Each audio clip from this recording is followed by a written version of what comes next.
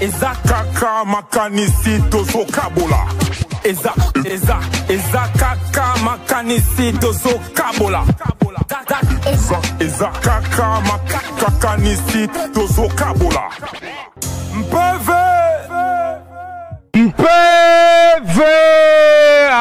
PV hip-hop, PV hip-hop yango émission bosepela kolanda PV hip-hop. Émission oya pona kotombola mouvement hip-hop ya Congo. Place au moi Pongi, moi Kidiba Elingaki Ekoton. Ensemble nanga moko e bokasta moko parmi baninga kanena lobara biso toya pona kotombola mouvement hip-hop ya biso. Toza pona sa promotion ya makambo na biso ya ba artiste na biso ya Congo Brazza, Congo Kinshasa.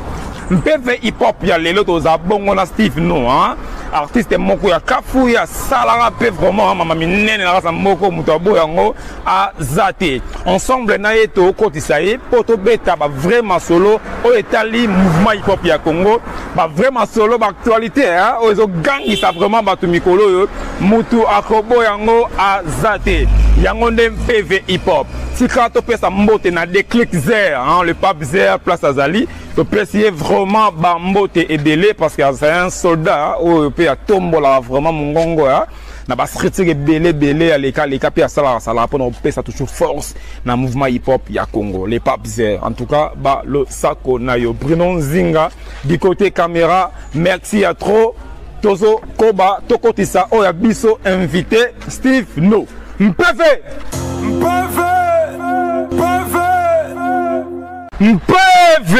siko tozana artiste na biso Steve No poto beta na yeba vraiment solo etali mouvement hip-hop ya Congo voilà mbote ndeko mbote père bonne santé kitoko ndeko zo mona na yo PV zali makasi centenaire voilà yo sanction mo centenaire tata kimbangu tala ok super dans les bons le roi PV zali et ça linga pe bien le roi PV zali na sepeli na yo le loto beta na vraiment solo etali mouvement hip-hop ya Congo ba vraiment solo ezo lobisa pe bato lelo yo moko oyebi ndenge ezali voilà nde yango PV hip-hop na PV hip-hop on a parti mo barata ngote voilà to benga parti ngo parti betali solo ezala bien siko soko betala biso ba vraiment solo na yo Steve No azanani Steve No rappeur yango de vraiment solo artiste rappeur congolais voilà na pesi espace betala biso ba vraiment solo na quoi Steve No artiste et rappeur congolais résident à Kinshasa un businessman allé par-ci par-là chercher Mega Troba. J'ai débuté ma musique c'était en 2004 comme ça moi Tourmoro boy quand on bête dans ma tête moi vite fait après je suis revenu encore ici dans mon c'est vraiment je pense que ma grand pote na soba NMB grand pote Alexis légal bazaki déjà na biso li kapo au bima série wana faut passer moi trop mon OK calcul 2006 m'a s'est lancé na ba master moi Kulistro j'ai créé Rakai Prod en 2009 et bachi ke belodi ga biso to boto na famille mo ba mbilinga te bima luka mbongo chez yo mo le o milesa rien biso to vraiment ba contrôle na palais pour exemple moi na classe et puis Tomati Nikin c'est wana super choix de DJS Makambo que j'ai sali mon frère si le long d'achanga maboko clique wana ba masana ba ya na ya G6 je vous salue Steve Capis Omo Yoebi on s'est lancé en 2012 chanson Munduki Munduki est Makambo donc je m'attendais même pas au salon le premier logo au Betia au Betia première plan boy na Jésus OK et salut troublé je te dis famille Botala papa Botala et l'autre ça trouble on essaie de troubler là Munduki ouais OK ça va tout taper dans Munduki yango merci oyo et ça qui trouble na ba palin pe na ba quartier ça qui na dit tu es ça ouais fixe voilà les années 2012 mais au Boirion en 2013 OK voilà totalement Munduki voilà PV nangina yeba balandi pe un PV hip-hop bani ba yeba moi tamo esalami trop tamo ya tamo mort moi esalami moi trop yebisa biso motivation et retour na yo pe okenda ki wapi bon en fait après Borona Et ça, un rappeur moté pour moi, ça a succès, maman ba a décroché le diplôme en licence. Les gens normalement ça va chanter, ils ont gali. Et maintenant on a dit artiste et rappeur mort pas comment tu n'as pas niveau licence, Laura Bob Elvis. On est à Yona Yebo Ebi. T'étais on est to éviter. Et les gars n'a pas média et puis il y a la compétition de diplôme à rappel au monde en tête 3 to bimate. Ah, c'est qu'on dit déjà il moko wana. Na bien tête 3 to bimate. Pour pas il y a muta ça. De wana Simona na ebité ngaza liboso. Ah, qui ça ça. Sigo OK, ça va? Tant ou pas ebeti au monika ba il faut na ko décrocher diplôme ko lugalar aux ana bon mongo ce que zomi. Je suis rentré dans le game. C'est ça. Motivation les aki ni ya kozonga na yo. Pokenda bina okenda ko lugalar mais moi kanda mo be kena na zonga mo na temps oyo. Normalement vraiment rap na so comme une bêtise fort. Rap na so comme une bêtise. Au mona muteti bandika nzamba pambolier. Aya bandana ko insulter batu kaka po lipamboli ya nzambe. Eza mutu mususu azwana ya pandane calme. Aotala wana na musika. Et donc je suis rentré dans le game dont je pense que bêtise ya rap ne motivé bêtise ya rap actualité les trop. Bêtise ya rap et motivé m'a redouté tu vois. Donc j'étais déjà un artiste. Tout ce que je faisais, tout ce que je gagnais, quelqu'un m'a déjà eu la musique. C'est un peu ça. Na rap ki ni alelo tango talango. Ouais. Malgré ba bêtise oyo lobby. Na nyaza na PV, ozo pesa moi poids wana moi kilo wana. Na rap ki. Ba rappeur boze belé. So ba c'est belé c'est qui fait déjà parce que yo bien que non bêtise et les qui trop. Ko pesa un peu vendre tika zo gérer. PV en terme à force. À force. En terme à force. Baza na bango baza non massa na Fabio Sazali, ba massa oya o bete seme ki on comme on banane. Bah un peu. Ah ok, bango bazali ba groupe ça ça moi. Ba beta vraiment ba beta. Ba beta na bango vraiment. Ouais. OK. Malgré moi complexe comme moi côté. Complexe nini. Avec lycée à toi en PV hip hop. Attends on l'oublier pas déjà mambo yo roloba. Te malgré complexe, moi c'est complexe wenge, moi c'est une biso wenge wana. Yo na wenge ni. Oh, Tonya El Paris. C'est une biso sur BCBG. C'est une chose sur internet. Ah, c'est rien internet c'était. OK. OK, ça va. C'est rien ba kutu na biso ba ba Fatima Seya. Que ça mulongo ma biso tout. Te yo za mulongo na te. On va ça doyen après 2 ans 3 ans 4 biso tout. Donc na rolo bani série wana zaki. Le baka que non ensemble na bango zaka même wenge parce que net ezalika raté. Wenge na bande lui à partir de 2010, 2016 to suki donc 2018 pardon. To suki wana. Donc tout batika l'internet ezo full mabe. N'est-ce pas né fouli bon. Ah, tout ça clair et ça rapide-moi bien quoi.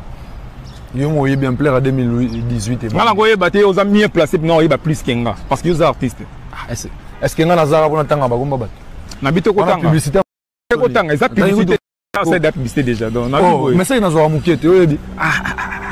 Na bia. Ngazo ade. Ah un PV il faut na sponsor te. Tozo lukande sponsor quoi. To lukande sponsor. Merci. Et oya. Te mise za ngai za pe yo. Ze yo morote quoi pour ça PV il faut. Yo les invités. Balandi pe ba otala parce que ils appellent émission na bango. Merci balandi botala ngai ba tout bazo à partir de 2015 matin. Bazo ba to internet. Internet est où il on a une distro mais qui fongwami. Yo mo artiste ka vandi bo asumi ma mutu ka ISTF on a fongwe label. Yo bi ba instruction label. Wana ni wana so ba wana. Bi ba artiste. Basé belé lo ba. Et bon on tanga mo lo wa bana classe. Do yo so bo ba label te bi mikolo. Et bon label ni mboka oyo ba futaka. Ils ont dépendre na contrat au artiste qui signé. Ah. Vous signé c'est bon ba contrat ba nyongo. Te baza ba na mikete moi na ozo mona mona mukeza mineur. Eza soit fait. O baza wana baza ba mineur te baza mikolo. Soit fait succès na rozanga, eza pas sim de signer c'est bon. Oh, mais je te dis comment mutasa a besoin à coacher. Si quoi que na la belle morobo et a signé na yé. La belle qui a un studio moro quelconque. Azana poste avec les gens nzembo fele. Bah l'émission on combat la belle. Ah, avec les nzembo fele. Ah oui. Bon bien monté. Mais je peux clip non. So mutasa liga studio ba l'émission la belle nanga. Nous avons créé des studios d'enregistrement. Ah ouais. Mambara pakino ya makambo moko na habité quoi. Bon na bien na vague ya baser na biso hein o ba na mouvement hip hop ya Congo. O mona onde ni puis nani parmi bango hein azana force to be mpe venir te loba. Attends-moi 3 artistes rappeuses, topé chanteuse. Tatiana Cruz. Pepe Levo. Bon, on a un Nzembo compagnie personnel Marie Missam. À part bien. Bon, on a vraiment soutenté, Obiga. nani susu yo ndeko na biso nani Rebo. Il peut la répéter. Oh mais ça c'est Congo. Ah bon? Oh yo mon nani étranger. Il a la clip mobo, tout a clip mobo on en a yo. Ouais. Et puis to découvrir comment le mobo on a peine à monaki. Na sa clip wana. Merci. Ça. Tout à l'heure. Tout à l'heure on. Mpeve. Toto on a clip ya Kuru Yaka. Na clip ya Kuru Yaka mon frère. Na habité soki ezayi. Nani. Mais la moni na kati ya clip wana. Ser moko bina wana na moni et ça reboté.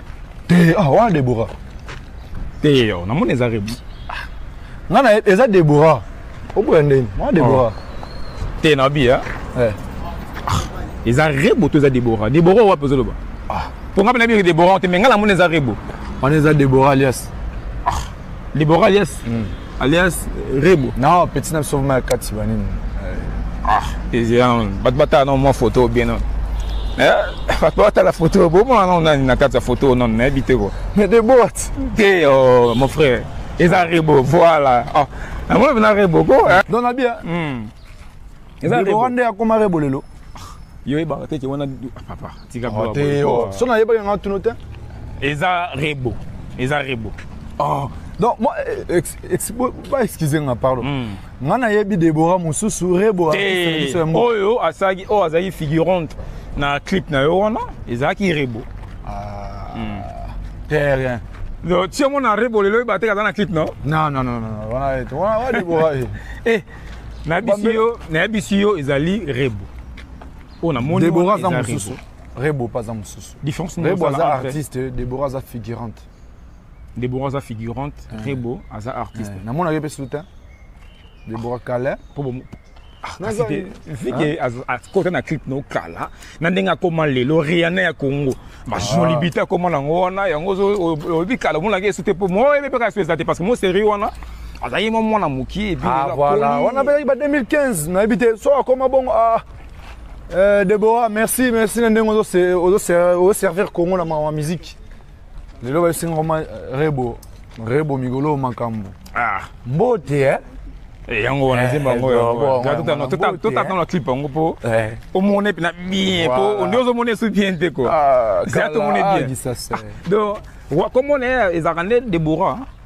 Oh, nabi ngam tu na sa clip à Kuru Yaka. Comment on est Deborah? C'est que on a zo beza. Bon, peut-être, tout à nos clips pour ces longues heures, tout à la clip aussi. Mbote.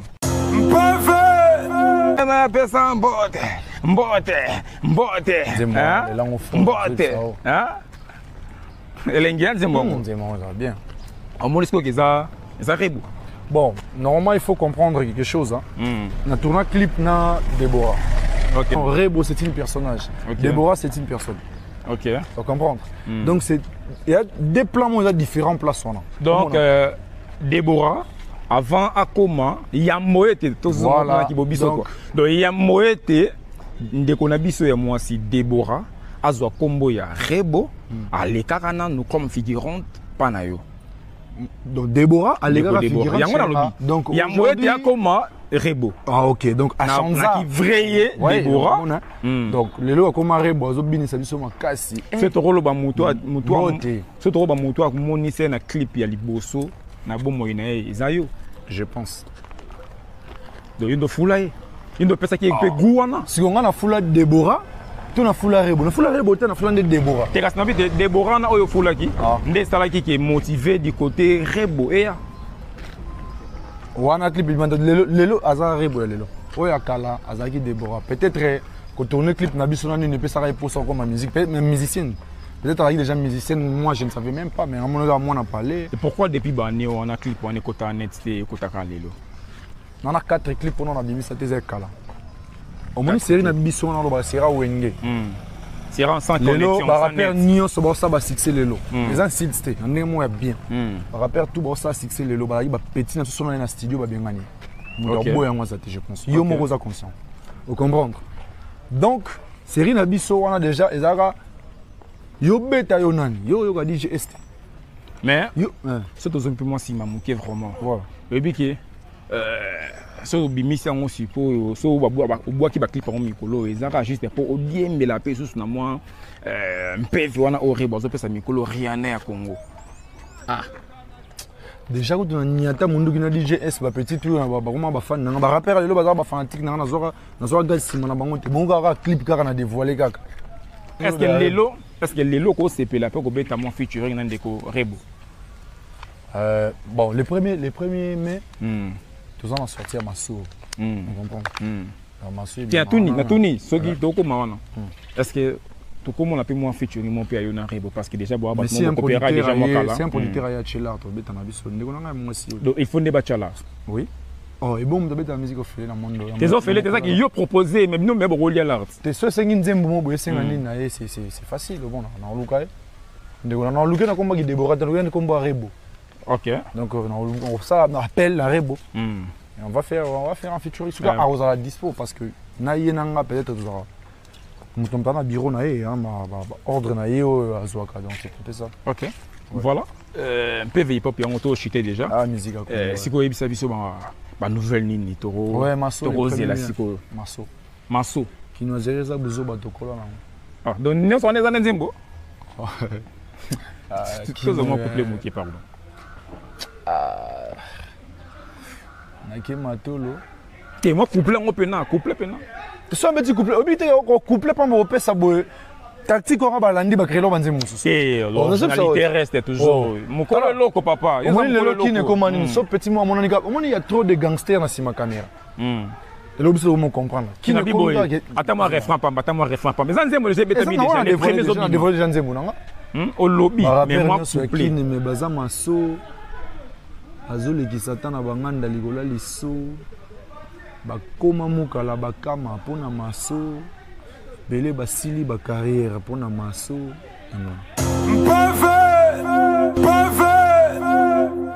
place ni ba paromo na yo ba kozo facile ba raison nini réseau booking nanga Steve No officiel Steve No officiel sur Facebook sur Instagram Steve No Rakai officiel Ming pe dans un site on a trop street zero. Street zero il y a un grand prêtre les papes zero. Ouais, communicateur numéro 1 Afrique centrale. OK. Et moi soit qui sur ma plan. Moi même artiste. Et voilà mon tabou en Azania. Il y a un petit plan faux de l'hôtel. Voilà. Donc Ming dans la pewana. À part ça, il y a Bigaga. Bon moi mon contact ça te. Mon numéro contact ba gana ba page. Ou c'est ba contacter ka street les clics donc tout aligné à Steve non oui directement contacter des clics tara ni na mutu ezake de le comment passer ko kanga numéro na mutu mais la pesi binongo po boza nango sinon boko kelika na Facebook betika des clics bon mon et puis bon komeli pour na rejoindre Steve no je suis là vraiment à disposition moi aux appels à moi batu na yo moi 3-4 personnes moi 10 hein au batsaka moi poids ba motivation na bango pour na évolution na yo ils a bien sûr azata mbote na PV hip hop bon malheureusement moi ngaba na boka na ngaba tout te au bois qui te opesa bango mbote au bois ka bonne so bois qui bango au moins le roi lelo comme to ça de combo ça succès le roi boss abe de Eric Mandala donc bon ça succès le roi en français grammaire na conjugaison. OK. Tous les rappeurs tous les musiciens congolais passent les qui bon bois arabe vie donc c'est pas sur la vidéo on boit quand on tourne de sa carnet à Congo ça va donc yo ko la au bois quand big boss au bois qui kaka ça va contredire ba tout ba l'Olympia kana Congo ponga za artiste rappeur oyo na vidéo ba UPA mpiaka. OK na côté ba moi yo ma UPA somi mutuka UPA pas komi ko bude batu mama UPA pe do yo buda no batu quoi obi obudara bato ana buda mutu te mais ngana na tanga kande mutu donc so na tanga musoni so oza bo pe yo mo yebi na lobeli okiyo. Voilà PV hip hop yango to komi na suka tika to pesa ba merci be na Bruno Nzinga to pesa ba merci belé pourquoi pas na maître Mavinga di Tomena mais na robo mutu moko oui ça va bien grand pote na biso modèle bokiyo alobaka ni respect mais respect on a respect boss Gauthier Bata soso mona lelo na pesi mutu oyo bango tu ba yebike na tango na pesa mutu o gagner ba gagner pesi oyo pona nini Boss Gauthier Bata. Gauthier Bata. So mon coronavirus. Boss Gauthier Bata. So moni coronavirus. Ba evre got ya coronavirus so tira la tire le ratambo quoi. Eza pona ye.